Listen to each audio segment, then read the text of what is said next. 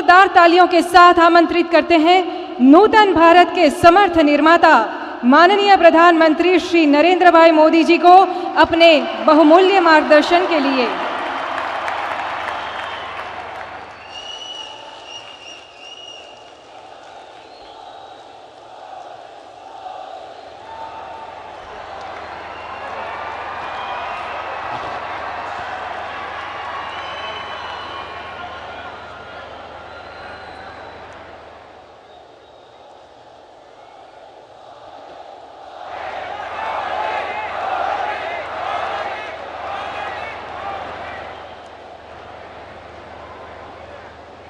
ભાવનગરના સૌ સ્વજનોને નવરાત્રિની ખૂબ ખૂબ શુભકામનાઓ।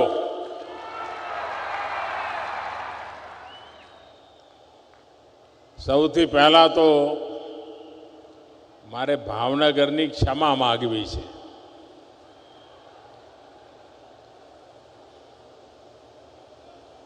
હું ભૂતકાળમાં ક્યારે આટલા બધા સમય પછી ભાવનગર આવ્યો હોઉં એવી આ પહેલી ઘટના છે। વચ્ચે આવી ન શક્યો એટલા માટે ક્ષમા માંગુ છું।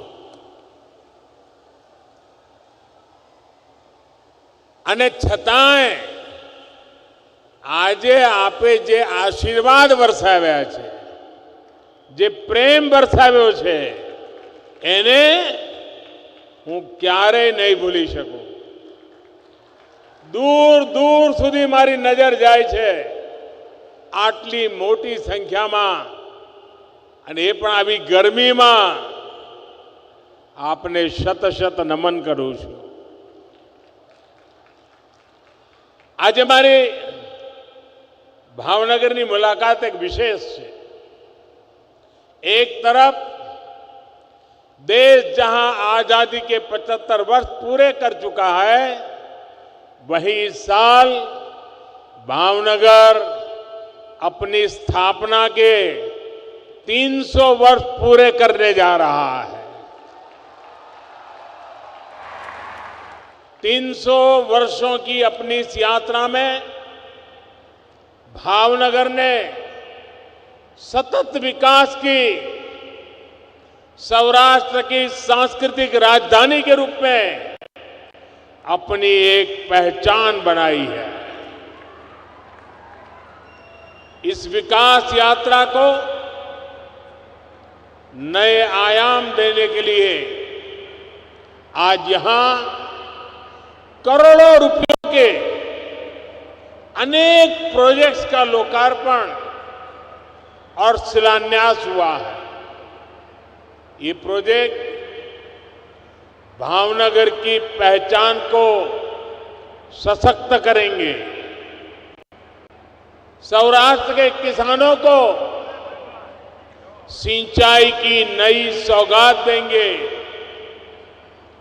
आत्मनिर्भर भारत अभियान को और मजबूती देंगे।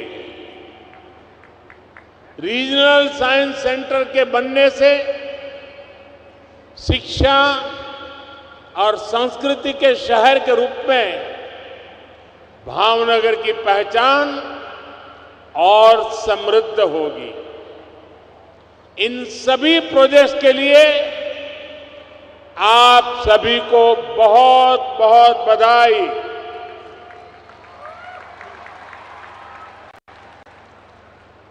भाइयों और बहनों, जब भी मैं भावनगर आया हूं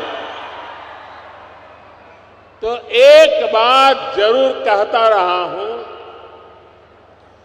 बीते 2.5-3 दशकों में जो गुंज सूरत, वडोदरा और अहमदाबाद की रही है, अब वही गूंज राजकोट, जामनगर और भावनगर की होने वाली है।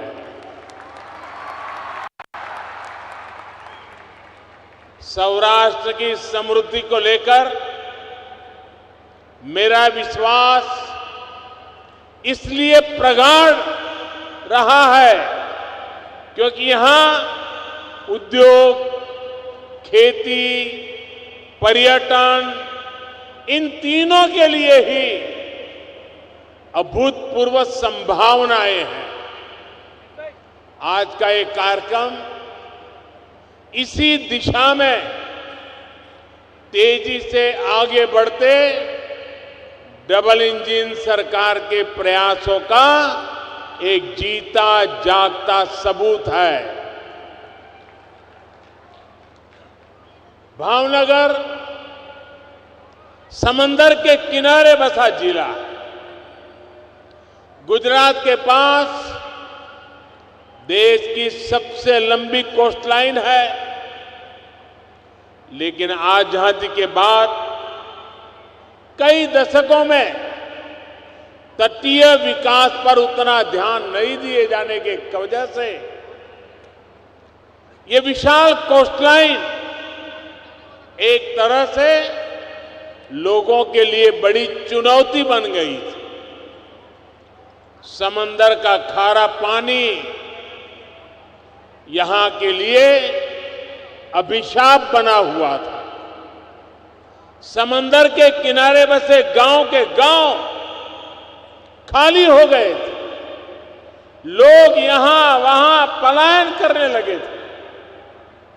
कितने ही नौजवान सूरत जाते थे, वहां एक ही कमरे में 10-10, 15-15, 20-20 लोग जैसे तैसे गुजारा करते थे। ये स्थिति बहुत दुखद थी। साथियों, बीते 2 दशकों में गुजरात की कोस्टलाइन को भारत की समृद्धि का द्वार बनाने के लिए हमने ईमानदारी से प्रयास किया। रोजगार के अनेक नए अवसर खड़े किए। गुजरात में हमने अनेकों पोर्ट्स विकसित किए, बहुत से पोर्ट्स का आधुनिकीकरण कराया। गुजरात में आज 3 बड़े एलएनजी टर्मिनल है, पेट्रोकेमिकल हब्स है, और देश में गुजरात पहला राज्य था जहां पहला एलएनजी टर्मिनल बना था। राज्य के तटीय इलाकों में हमने सैकड़ों कोस्टल इंडस्ट्री डेवलप की, छोटे बड़े अनेक उद्योग विकसित किए। उद्योगों की ऊर्जा की मांग को पूरा करने के लिए हमने कोल टर्मिनल्स का नेटवर्क भी तैयार किया है। आज गुजरात के तटीय इलाकों में अनेक पावर प्लांट्स जो केवल गुजरात ही नहीं पूरे देश को ऊर्जा देते हैं। हमारे मछुआरे भाई बहनों की मदद के लिए हमने फिशिंग हार्बर्स बनवाए, फिश लैंडिंग सेंटर्स और फिश प्रोसेसिंग को भी बढ़ावा दिया। फिशिंग हार्बर का जो मजबूत नेटवर्क हमने तैयार किया है, उसका भी निरंतर विस्तार किया जा रहा है, उसका आधुनिकीकरण किया जा रहा है। गुजरात के तटीय क्षेत्र में मैंग्रोव के जंगलों का विकास करके हमने कोस्टल इकोसिस्टम को और सुरक्षित बनाया है और मजबूत बनाया है। और उस समय भारत सरकार में जो मंत्री हुआ करते थे, उन्होंने एक बार कहा था कि हिंदुस्तान के तटीय राज्यों को गुजरात से मैंग्रोव का विकास कैसे हो सकता है, ये सीखना चाहिए। ये काम आप सबके सहयोग से गुजरात में हुआ है। हमने एक्वा कल्चर को भी निरंतर बढ़ावा दिया। गुजरात देश के उन अग्रणी राज्यों में है जहां सीवीड की खेती को लेकर बड़े प्रयास हुए हैं। आज गुजरात की कोस्टलाइन देश के आयात निर्यात में बहुत बड़ी भूमिका निभाने के साथ ही लाखों लोगों को रोजगार का माध्यम भी बनी है। आज गुजरात की कोस्टलाइन रिन्यूएबल एनर्जी और हाइड्रोजन इकोसिस्टम उसका पर्याय बनकर के उभर रही है। हमने सौराष्ट्र को भी ऊर्जा का एक महत्वपूर्ण केंद्र बनाने का प्रयास किया है। गुजरात और देश की ऊर्जा, उसकी जो जरूरतें हैं, उसके लिए जो कुछ भी चाहिए, आज ये क्षेत्र उसका बड़ा हब बन रहा है। अब तो सौर ऊर्जा के भी अनेक प्रोजेक्ट्स इस क्षेत्र में लग रहे हैं। पालीताना में आज जिस सोलर पावर प्रोजेक्ट का उद्घाटन हुआ है, उससे क्षेत्र के अनेक परिवारों को सस्ती और पर्याप्त बिजली मिल पाएगी। एक समय था, जो आज 20-22 साल के होंगे ना, उनको तो इन बातों का पता भी नहीं होगा। यही हमारे गुजरात में एक समय था जब शाम को खाना खाने के समय अगर बिजली आ गई तो खुशी का दिन होता था। और मुझे याद है, मैं मुख्यमंत्री बना, पहले दिन से लोग कहते थे कि कम से कम शाम को खाना खाते समय बिजली मिले, ऐसा तो करो। वो सारे दुख वाले दिन चले गए दोस्तों। आज यहां पर्याप्त बिजली के कारण बिजनेस के नए अवसर यहां बन रहे हैं, उद्योग धंधे फल फूल रहे हैं। धौलेरा में रिन्यूएबल एनर्जी, स्पेस और सेमीकंडक्टर इंडस्ट्री को लेकर जो निवेश होने जा रहा है, उसका लाभ भी भावनगर को मिलने वाला है। क्योंकि एक प्रकार से वो भावनगर का पड़ोसी इलाका डेवलप हो रहा है और वो दिन दूर नहीं होगा। अहमदाबाद से धौलेरा, भावनगर, पूरा क्षेत्र विकास की नई नई ऊंचाइयों को प्राप्त करने वाला है। भाई और बहनों, भावनगर आज पोर्ट लेड डेवलपमेंट के एक अहम सेंटर के रूप में विकसित हो रहा है। इस पोर्ट की देश भर के अलग अलग औद्योगिक क्षेत्रों के साथ मल्टी मॉडल कनेक्टिविटी सुनिश्चित होगी। मालगाड़ियों के लिए अलग से जो ट्रैक बिछाया जा रहा है, उससे भी ये पोर्ट जुड़ेगा और दूसरे हाईवे, रेलवे नेटवर्क से भी बेहतर कनेक्टिविटी होगी। पीएम गति शक्ति नेशनल मास्टर प्लान ये कनेक्टिविटी की परियोजनाओं को और नया बल देने वाली है। यानी भावनगर का ये पोर्ट आत्मनिर्भर भारत के निर्माण में बड़ी भूमिका निभाएगा और रोजगार के सैकड़ों नए अवसर यहां बनेंगे। यहां भंडारण, ट्रांसपोर्टेशन और लॉजिस्टिक्स से जुड़े व्यापार कारोबार का विस्तार होने वाला है। ये बंदरगाह गाड़ियों की स्क्रैपिंग, कंटेनर उत्पादन और धौलेरा स्पेशल इन्वेस्टमेंट रीजन जैसे बड़े प्रोजेक्ट की भी जरूरतों को पूरा करेगा। इससे यहां नए रोजगार बनेंगे, स्वरोजगार की संभावनाएं बनेगी। साथियों, अलंग को दुनिया के बड़े शिप ब्रेकिंग यार्ड में से एक के लिए जाना जाता है। शायद ही कोई ऐसा हो जिसको अलंग का पता न हो। केंद्र सरकार ने जो नई व्हीकल स्क्रैपिंग पॉलिसी यानी पुरानी गाड़ियों को स्क्रैप करने के लिए जो नीति बनाई है, वो जब लागू होगी, मैं साथियों दावे से कहता हूं, पूरे हिंदुस्तान में ये व्हीकल स्क्रैपिंग पॉलिसी का सबसे पहले और सबसे ज्यादा लाभ किसी को मिलने वाला है तो आप लोगों को मिलने वाला है। इसका कारण है, अलंग के पास तो स्क्रैपिंग से जुड़ी विशेषज्ञता है, बड़े बड़े जहाजों को कैसे स्क्रैप किया जाता है उसकी उनको जानकारी है। ऐसे में जहाजों के साथ साथ दूसरे छोटे वाहनों की स्क्रैपिंग का भी देश का ये बड़ा सेंटर बन सकता है। भावनगर के मेरे होनहार उद्यमियों को मुझे ये याद दिलाने की जरूरत नहीं है कि वो विदेशों से भी ये छोटी छोटी गाड़ियां लाकर उन्हें यहां स्क्रैप करने का काम भी शुरू कर देंगे।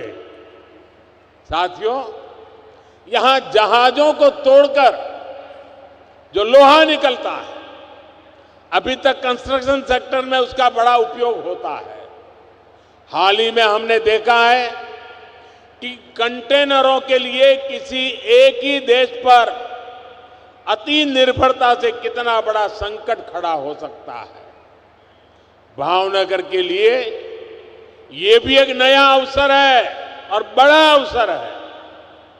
एक तरफ वैश्विक व्यापार में भारत की हिस्सेदारी बढ़ रही है और दूसरी तरफ दुनिया भी कंटेनर्स के मामले में भरोसेमंद सप्लायर की तलाश में है। पूरी दुनिया को लाखों कंटेनर की जरूरत है। भावनगर में बनने वाले कंटेनर आत्मनिर्भर भारत को भी ऊर्जा देंगे और यहां रोजगार के अनेक अवसर भी बनाएंगे।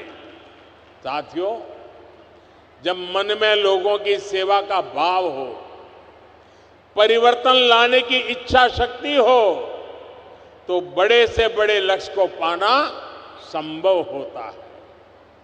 सूरत से भावनगर आने जाने वाली गाड़ियों की क्या स्थिति होती थी, ये आप लोग अच्छी तरह जानते हैं। घंटों का सफर, सड़क हादसे, पेट्रोल डीजल का खर्चा, कितनी सारी मुश्किलें थी। अब जीवन पर संकट भी कम हुआ, किराए भाड़े का पैसा और समय भी बच रहा है।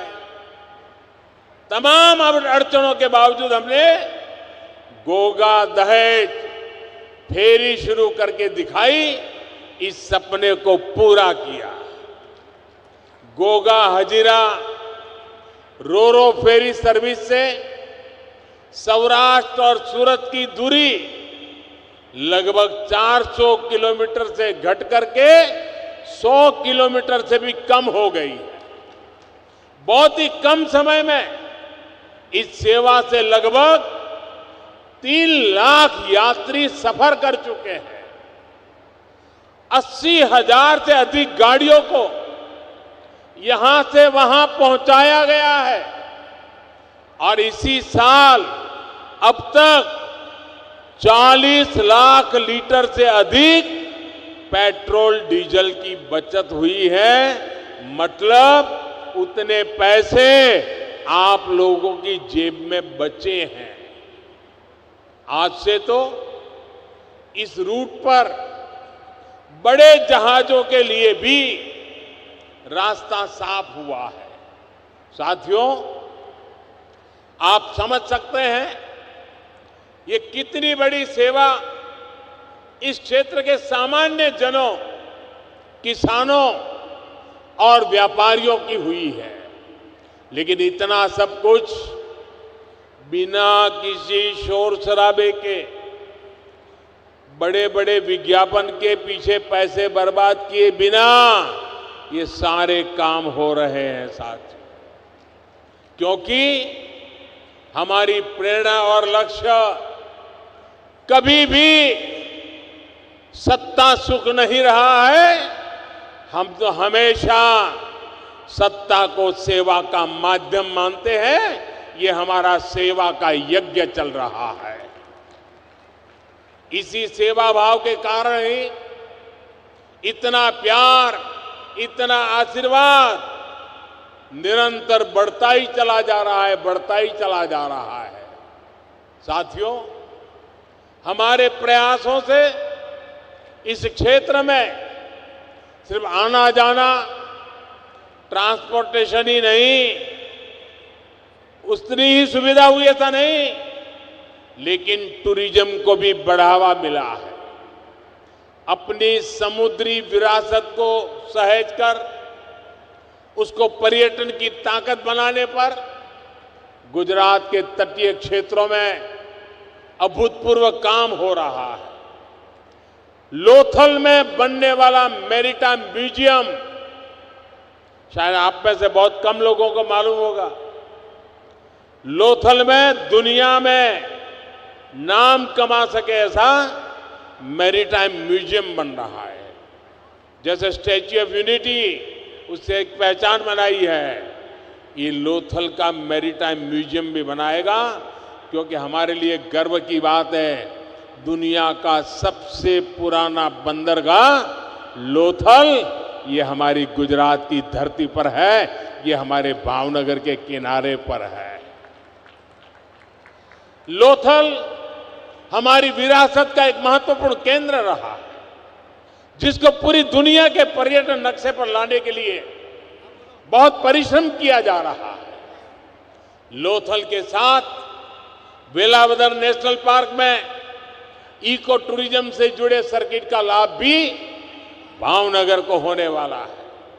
विशेष रूप से छोटे छोटे जो बिजनेसमैन है, छोटे छोटे कारोबारी है, व्यापारी है, उनको विशेष लाभ होने वाला है। भाई और बहनों, सौराष्ट्र में किसानों और मछुआरों दोनों के जीवन में पिछले 2 दशकों में बहुत बड़ा बदलाव आया है। एक समय था जब जानकारी के अभाव में अक्सर मछुआरों का जीवन खतरे में पड़ जाता था।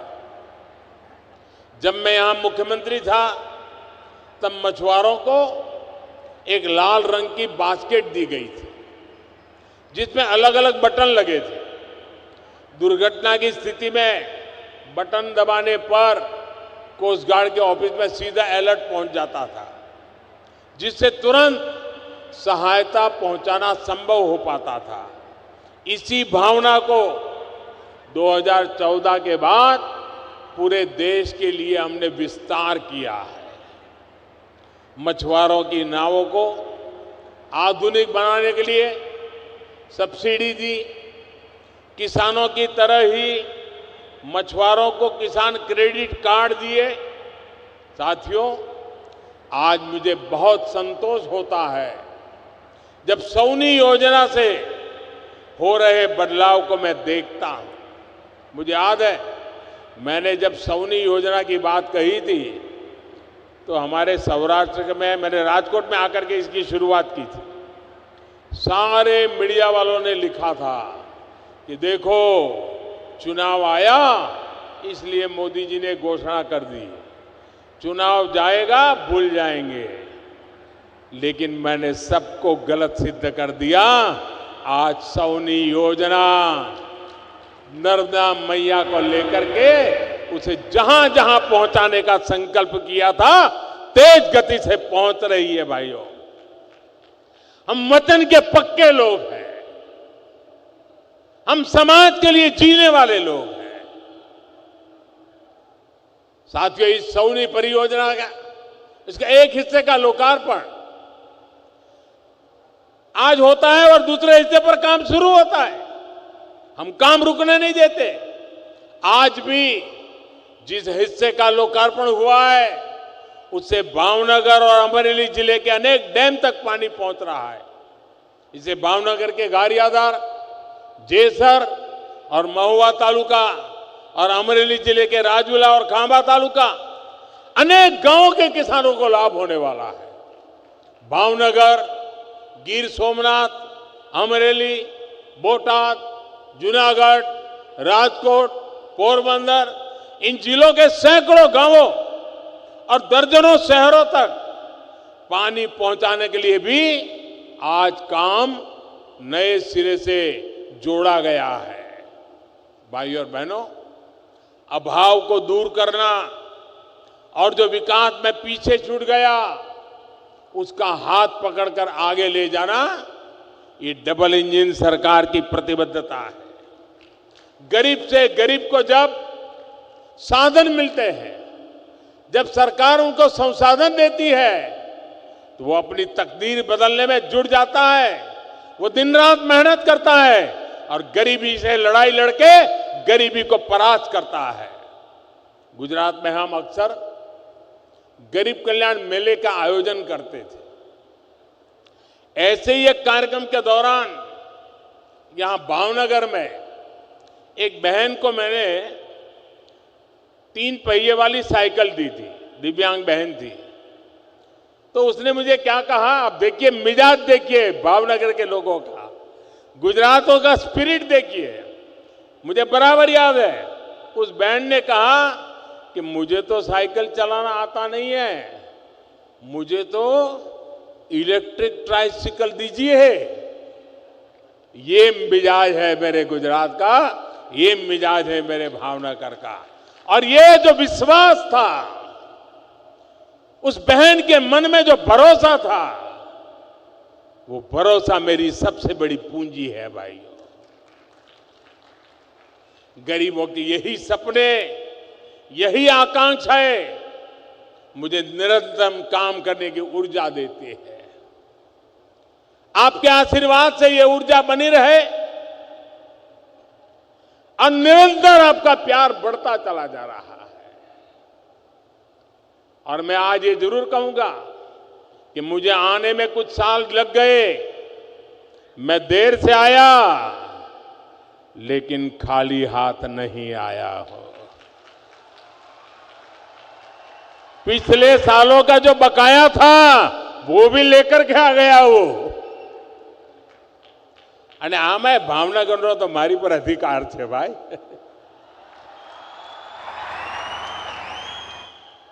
તમે ભાવનગર આવો અને નરસિંહ બાબાના ગાંઠિયા,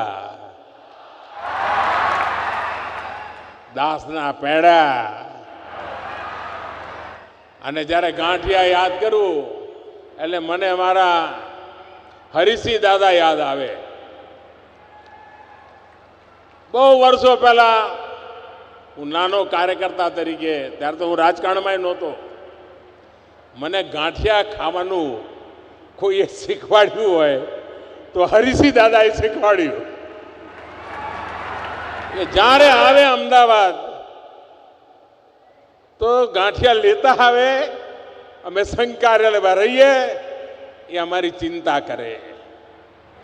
अने आजे जारे भावनगर आवुं ત્યારે નવરાત્રીનું વ્રત ચાલે એટલે હમણાં તો બધું નકાબું, પણ છતાંય ભાવનગરના ગાંઠિયા દેશ અને દુનિયામાં વખણાય। આ નાની સૂની વાત નથી દોસ્તો, આ ભાવનગરની તાકાત છે। સાથીઓ, આજે વિકાસના અનેક પ્રકલ્પ લઈને હું આવ્યો છું, અનેક પરિયોજનાઓ લઈને આવ્યો છું। આ ભાવનગરની યુવા પેઢીનું ભવિષ્ય નિશ્ચિત કરનારી યોજનાઓ છે। ભાવનગરના ભવિષ્યને 4 ચાંદ લગાવનારી યોજનાઓ છે। કોઈ કલ્પના નહીં કરે એ તેજ ગતિથી ભાવનગર વિકસે એના માટેની આ યોજનાઓ છે। અને એનો લાભ આખા સૌરાષ્ટ્રને મળશે, આખા ગુજરાતને મળશે અને દેશને પણ એના ફળ ચાખવા મળવાના છે। ભાઈઓ બહેનો, આપે જે પ્રેમ વરસાવ્યો છે, જે આશીર્વાદ વરસાવ્યા છે, આટલી વિરાટ સંખ્યામાં આપ પધાર્યા છો, હું અંતઃકરણપૂર્વક આપનો આભાર માનું છું। મારી સાથે બંને હાથ ઉપર કરીને पूरी ताकत थी बोलो भारत माता की, भारत माता की, भारत माता की। बहुत बहुत धन्यवाद।